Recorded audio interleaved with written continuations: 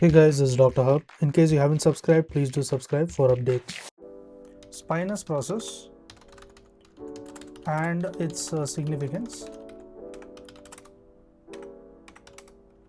So first one is the C2 spinous process. So C2 spinous process is the most superior bony protuberance in the midline inferior to the skull. C7 spinous process. It is the lower extent of the ligament nuchae.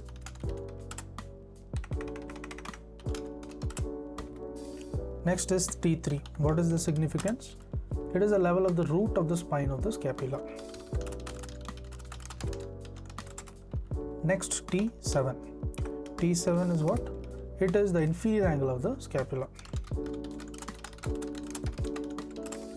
Then comes the T12. T12, what is it? It is the midpoint of the vertical line. T12 is a midpoint of the vertical line between the inferior angle of the scapula to that of the iliac crest.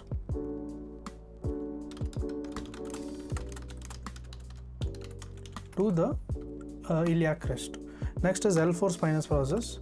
L4 will be the level that marks the highest point of the IC, that is the iliac crest. And S2 is a spinous process. It is the sacral dimples that mark the position of the posterior superior iliac spine.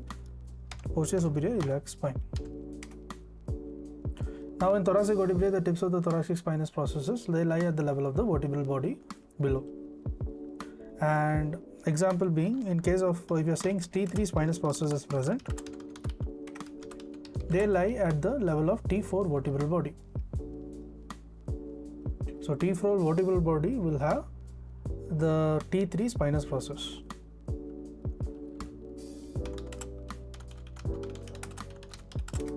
Now we look at the lumbar and the sacral regions. The tips of the spinous process, it reflects the position of their corresponding vertebral bodies.